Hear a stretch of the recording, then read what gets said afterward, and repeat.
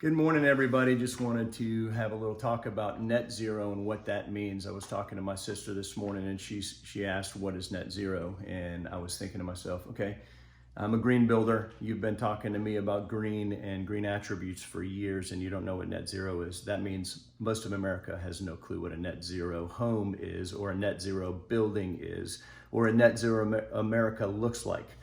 Let me explain to you what that looks like. Now, I'll explain why I'm standing here and you see all these trophies behind me. Okay, all these trophies are awards. I compete in the Aurora Awards against 13 states of builders. All of these awards are for Energy Star Home green builders. Green homes, also green building awards for different homes. And there are two different organizations that verify houses green nationally. There are local ones, and in my opinion, you don't want to use local ones because, like for instance, in Florida, they have the FG, Florida Green Building Initiative or something like that. It is their state's local green certification program. I think it's much better as a builder to use an ANSI approved, nationally approved green building certification program. That being said, my wife and myself are both verifiers for one of those nationally approved, ANSI approved organizations. One of them is called Lead for Home. I'm not verified with them. Drew Smith is, Two Trails Inc. out of Florida, as well as Steve Armstrong, who is my verifier here in North Carolina, as well as the other organization who I am a verifier for, and Sherry Dyer from Elevation Realty is also a verifier for green with Home Innovation Labs. Why are we both verifiers? Me, because I'm a green builder, I don't verify my own houses. I wanted to be an expert and really understand what green building and Energy Star building is. My wife sells green homes here in North Carolina, as well as my homes. So we wanted her to be an expert as well. And she has verified houses, by the way. So we're experts. Now, when I have questions, which I do frequently, okay, I ask Drew Smith or I ask Steve Armstrong, the true experts, all right?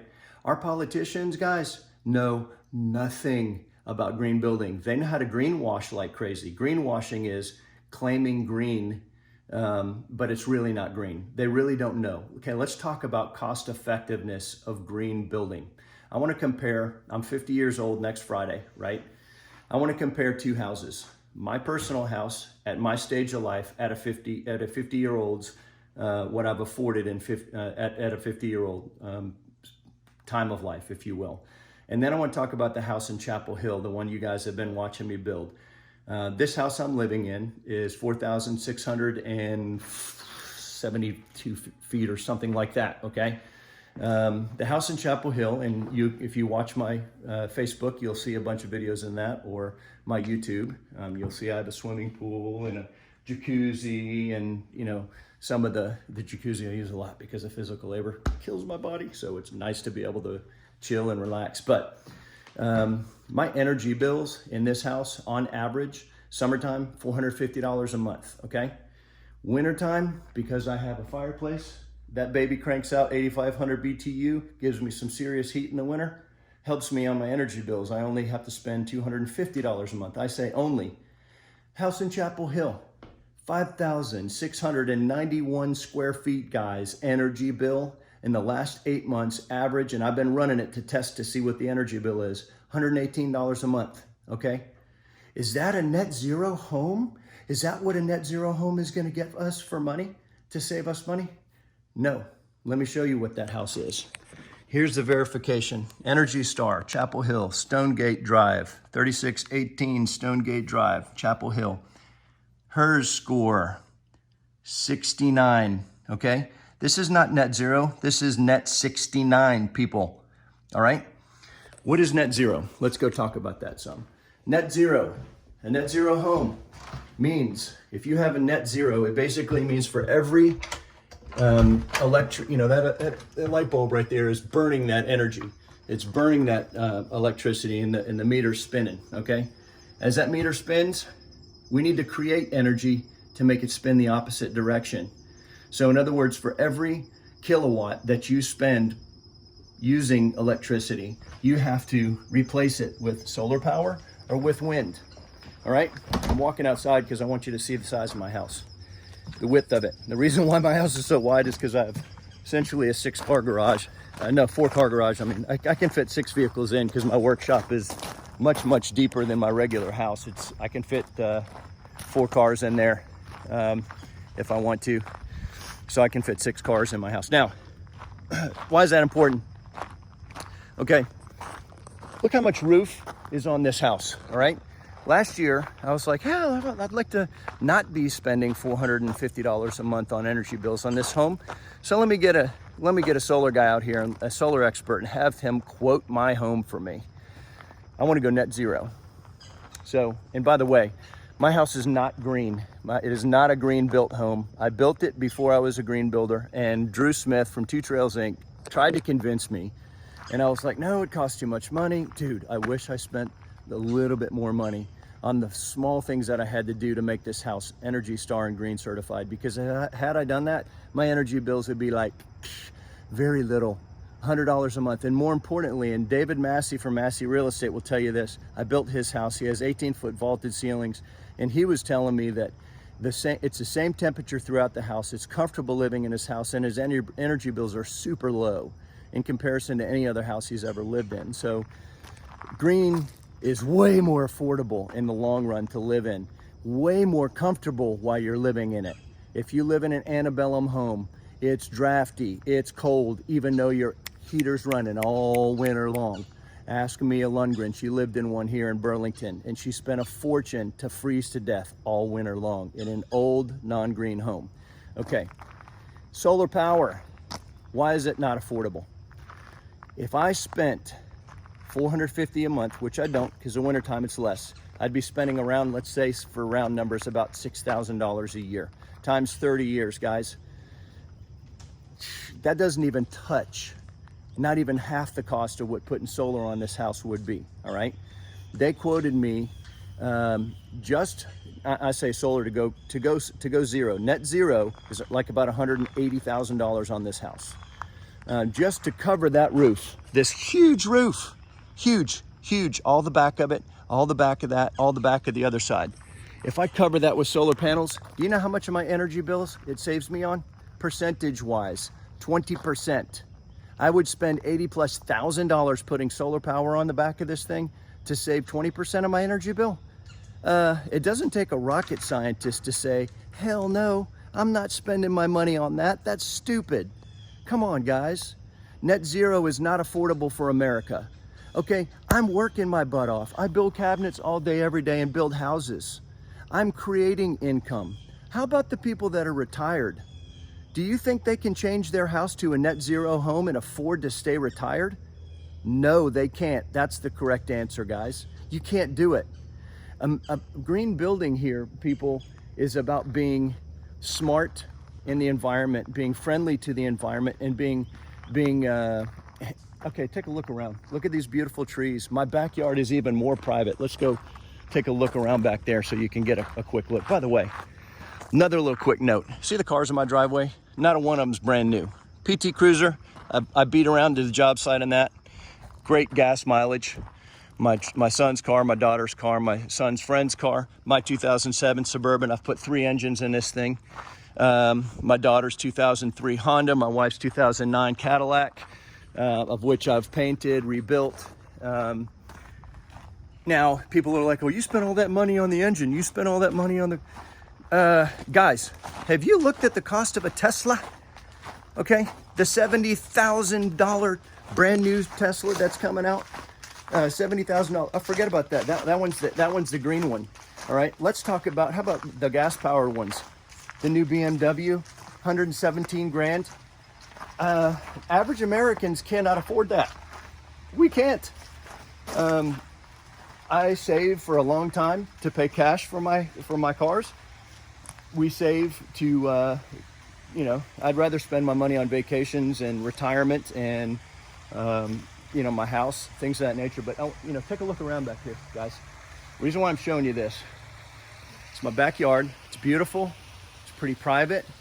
I've got beautiful trees. Now, and here's that roof I was talking about. Covering that gives me 20%. 20% energy savings. For me to get net zero means all of these trees that are my property, I'd have to tear them all down and put solar panels. All of these trees. And that, you can see the color of a roof right there. That's my neighbor's house. I would see his house really plain as day. Now, you tell me, is that a smart thing to do? Is that good for the environment? Tear all these trees down that create oxygen? No, it's not. Is it cost prohibitive? Absolutely. I can't afford it, and I don't want to see it. So, long story short, if you're going to build a house, build it green, build it Energy Star, and you're going to save money in the future, and you do not have to go solar, you do not have to go geothermal. You're talking, or you're listening to a green builder. I'm an expert in the industry, guys. Now, you might hear from people that are more experts than I am. Steve Armstrong, Drew Smith, Southern Energy Management Group. I guarantee you they're going to tell you, potentially they could tell you that it is more effective, cost effective to do solar power and geothermal and be off the grid. Okay, agreed. If you're building a mini house, if you're building one of those houses that are the size of my Bobcat trailer, it's super easy to go off the grid and be net zero. My nephew, Nate Claunch and Laura Claunch, are about to go to Papua New Guinea in the mission field. They're going to be living essentially in a mini house there. They have their own solar power, they have their own generators, and they're going to be net zero. In other words, if you want to live in a house that is comfortable for you, now it looks like it's a mess because I'm in the middle of remodeling and adding on to my house. I just finished building my shop. So I've got a couple more details to do before I put the siding on, make it look pretty. But at any rate, you get the idea of what's going on here. If you want to live comfortably and we want to be an American and enjoy the capitalism that we all have the right and the freedom to have in America, I'm not going to live in a little bitty house. I love the freedoms and the things that my house affords me, and I'm willing to pay for it. But I'm not willing to pay for solar power. I'm not willing to pay for geothermal and go net zero. So the reason why I'm talking about this net zero thing is this. Our government's wanting to push us by, if AOC and 3 have their way with their Green New Deal, which is completely ungreen. They want to get rid of all cars, all oil. They want to get rid of oil in the next 15 years. Seriously? You saw how many cars I have in my front yard, guys. Do you think I can afford to go buy 6 Teslas? 6, okay? In 15 years, I'm retiring. I can guarantee you I don't want to spend my retirement money on a bunch of Teslas, okay? I have gas vehicles that are paid for. I owe nothing on them. I have titles on them.